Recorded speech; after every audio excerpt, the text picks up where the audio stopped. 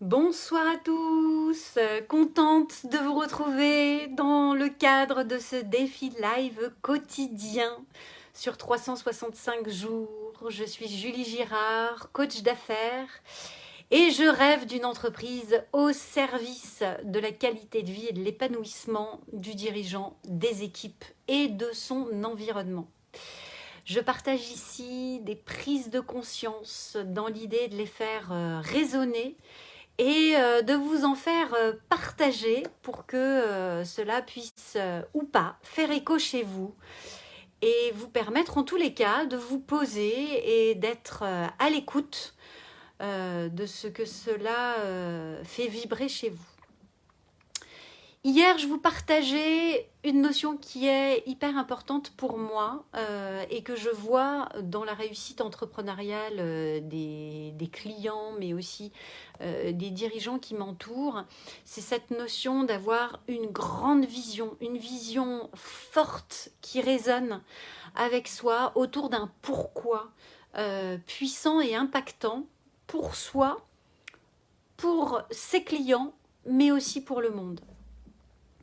Aujourd'hui, dans les discussions que j'ai pu avoir, ce qui est ressorti à différentes reprises, c'est que, ok, cette vision, elle est posée, elle est claire. En général, c'est une vision qui est à 10, 15 ans, voire plus en fonction des entrepreneurs ou des contextes d'entreprise. Et là, par exemple, je pense aux entreprises familiales qui ont l'habitude justement d'avoir une vision à long terme dans cette idée de transmettre un patrimoine. Une fois que cette vision, elle est posée, eh bien, vient se greffer le quotidien. Et dans le quotidien, eh bien, il y a des variations émotionnelles, il y a des hauts et des bas. Et comment rester aligné dans le quotidien avec cette vision? Ce que j'observe, c'est que parfois, certains se font happer justement par un émotionnel et font d'une situation éphémère une situation durable. Parfois, concrètement, eh bien, y a des clients qui désirent reporter une intervention. Il y a des signatures qui ne se font pas parce que c'est pas le bon moment, parce que c'est pas le bon client.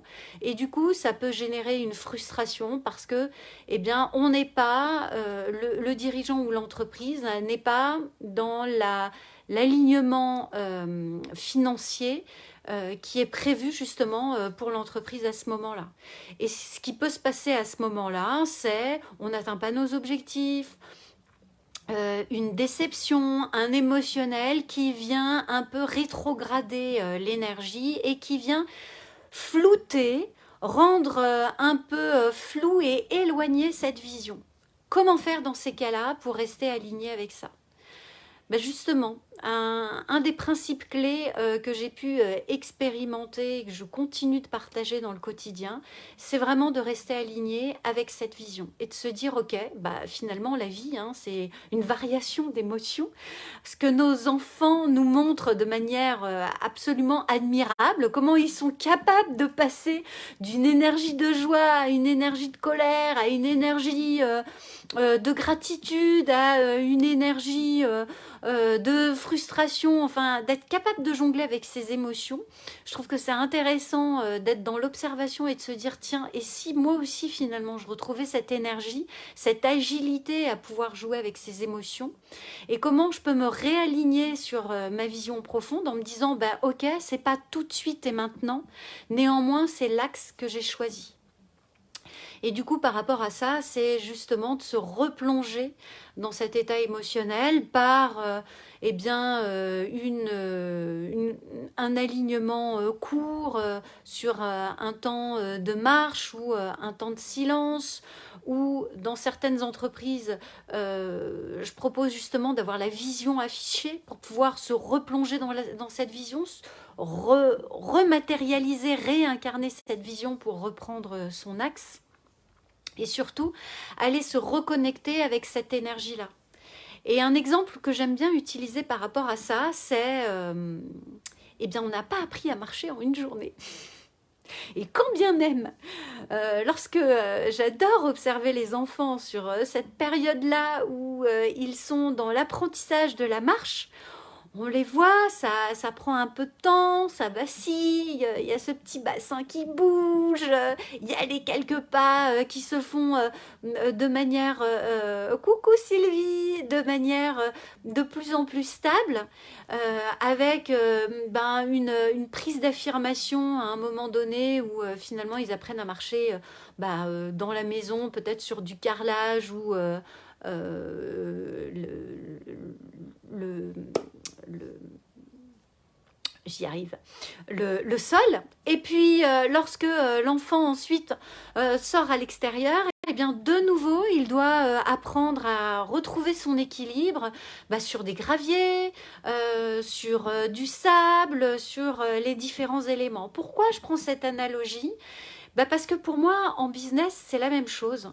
C'est une fois qu'on a la vision et la volonté d'atteindre cette vision, un peu comme l'enfant qui a l'envie de marcher, en fait, ça ne se fait pas du jour au lendemain, ça se fait par étapes.